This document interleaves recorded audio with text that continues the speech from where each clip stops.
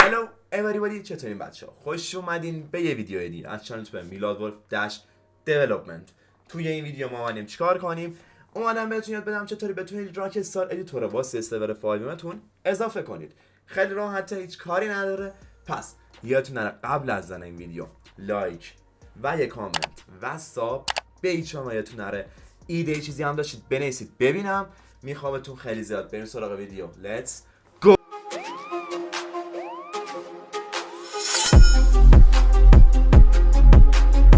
خب بچه‌ها، اینجا ما داستانمون چیه؟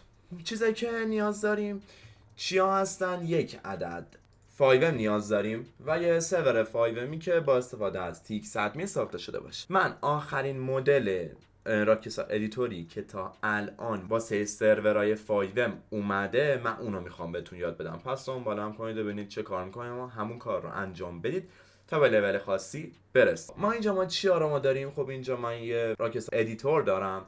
یه لینک من میذارم براتون توی دیسکریپشن ویدیو که این لینک این راکسا ادیتوریه که ما الان میخوایم ازش استفاده بکنیم. خب اگه نگاه بکنید شما وقتی اینو پلیش میکنید یه منو داره، یه کامنت میزنه، یه منو داره و یه سری لیست داره و میزنه و حتی استوریج، چیزی که شما دارید استوریج یا همون حافظه‌ای که روی کامپیوترتون هست و بهش دسترسی داره و میتونه بفهمه چقدر از فضا استفاده شده و تیکه تیکه اینطوری جلو برید. حالا راکسا ادیتور چیه؟ واسه چه کسایی پیشنهاد میشه؟ واسه اونایی که میخوان یه ویدیو خیلی قشنگی از سرورشون تهیه بکنن، یعنی به طور مثال میخوان یه تیزر بسازن ازش و واسه همین داستان به راکسا ادیتور نیاز. اینجا دانلود داره. ما وقتی ما یه دکمه دانلود میزنیم میبره ما رو توی یه سایت. توی اینجا اومده واسمون یه ویدیو گذاشته، یه ساپورت زده، چنل دیسکوردی که این سورس ساخته و یه دانلود داره که ما این سرور یه کد وقتی بزنیم اینجا دانلود زیپ میزنید شروع میکنه به دانلود کردنش و یه OX لیپ داره. OX لیپ چیه؟ ریکوایرمنتسشه. یعنی اینکه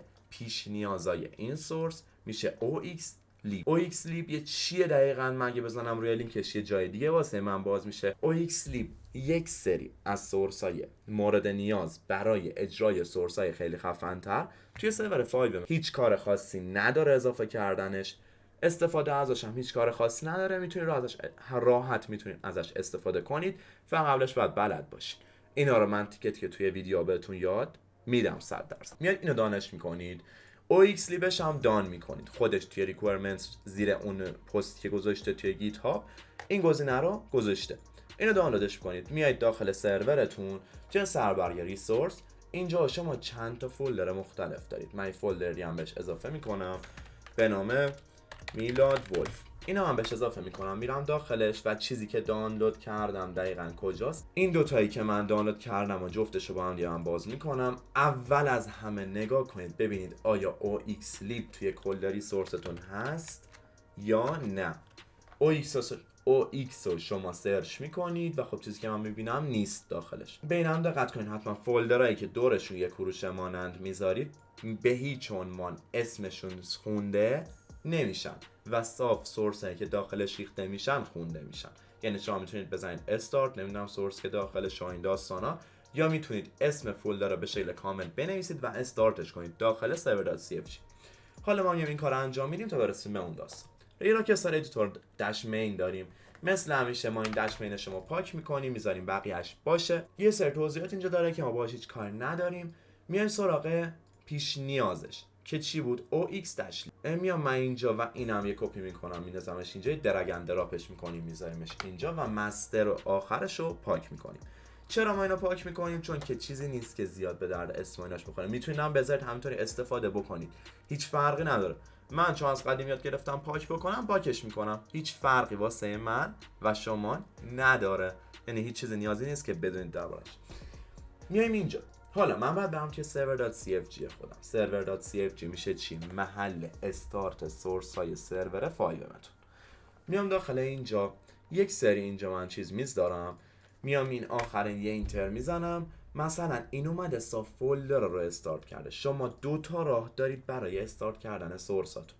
یک، کل این فولدر رو شما استارت کنید که این فولدر کل چیزایی که داخلشه، مثلا این کیوبی کل این چیزایی که داخلشه همش نظم استارت میخورن به ترتیب.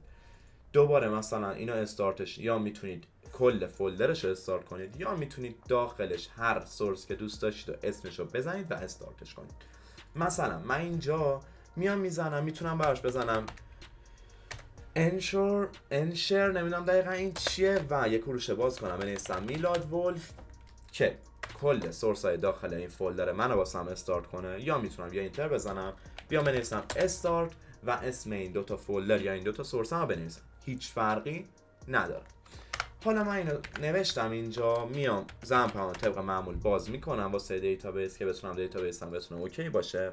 بازش که میکنم دوتای اولی خب استارت میشه، آپاچی و ما اسکیو اینا با هم دیگه استارت میشه و میام سرورم رانش. در حین همین که این داره واسه من باز میشه، من میبینید که داره سرور من به صورت کامل ران میشه، چون که من توی server.cfg گذاشتمش استارتش رو گذاشتم آخرین استارت، یعنی این دوتا سورس راکستار ادیتور من باید آخرین سورس هایی باشه که اینجا استارت میشه. میام اینجا یه نگاهش میندازم، OXLib استارت شد، حالا مثلا یه سری چیزا هم بهمون داد، یه وارن بهمون داد و این داستانا. این استارت شد، راکستار ادیتورمون هم استارت شد. راکستار ادیتور ما یه مشکلی بهمون داده، میگه که یا اینکه OXLib رو بسازید یا اینکه آخرین نسخه OXLib رو از توی سایتش دانلود کنید. خب من میام داخل اینجا، دقیقاً این خط قرمزی بود که ما اینو گفت، من میام داخل اینجا و OXLib رو سعی میکنم آخرین آپدیت موجودش رو دانلود. خودش هم یه لینکی اینجا ما زده، من اومدم اینو دانلودش کردم. لینک دانلود اینا به صورت کامل همشون ازم تو دیسکریپشن ویدیو میذارم همشو، که بتونید آخرین آپدیتش رو دانلود بکنید و مثل من مثلا من این مشکل رو داشتم نداشته باشید. ولی واسه اینکه ارورش هم یاد بگیرید، من واسه همین داستان اومدم یه سری توضیحات دیگه هم بهتون دادم که دونسته تر باشه و اوکی تر باشه. خب الان من بیام اینو نگاه کنم، زد که OXLib به صورت کامل استارت شد، دیگه ارور بهم نداد و راکستار ادیتورمون هم به صورت کامل استارت شد. فقط مونده این که من یه دکمه کانکت بزنم و کانکت سرور فایل من بشم. کانکت بشیم بهتون یاد بدم چطوری این راکستار ادیتور قراره کار بکنه. من میام داخل سرورم، توی کامندم بعد بنویسم /editor. اینو هم توی ویدیو دربارش گفته بود و هم توی جای دیگه و هم توی سورسش قسمت کلاینتش زده بود ریجستر کامند ادیتور. این یعنی که یه کامندی به نام ادیتور درست کرده که همه گزینه‌ها داخلش. به طور مثلا من میذارم روی دکمه ریکورد، زد که مثلا آره نیازمند فضا هست راکستار ادیتور و اینکه شروع کرد به ریکورد کردن. من دوباره میام /editor رو میزنم، سیو کلیپ میزنم، این الان واسه من اینجا سیو شد. حالا خواستم من برم داخل راکستار ادیتورم، چیکار میکنم؟ میام اینجا اینتر راکستار ادیتور میزنم، زد که شما باید از سرور لفت بدید تا بتونید به راکستار ادیتور اضافه شید. میزنم کانفرم، تایید میکنم. الان من میام اینجا، الان اینجا من کلیپ منیجمنت رو بزنم، این کلیپ که آخرین کلیپ که داشتیم و یه نگاه بندازید، شروع میکنه به لود کردن آخرین کلیپی که من توی اینجا گرفتم واسه خودم. حالا من اگه اینو من پلیش کنم، دقیقاً همون کلیپیه که من گرفتم، همون راهی که من رفتم. و اینکه واسه هم خواستید بیایید بیرون، بعد کلاً بیایید بیرون، کلاً باید کویت گیم کنید و دوباره برید توی سرور فایلمتون. بچه‌ها اگه که این ویدیو رو دوست داشتید یادتون نره که لایک کنید، کامنت انگلیش و فینگلیش هم بذارید. دوستتون دارم بچه‌ها، خیلی زیاد ایده ای چیزی دارید بنویسید توی کامنت ها که ایده کم نیاد، براتون حتما این کار رو انجام بدم. عشق منید، میبینمتون توی ویدیو بعدی. فعلا پیس اوت. Hey,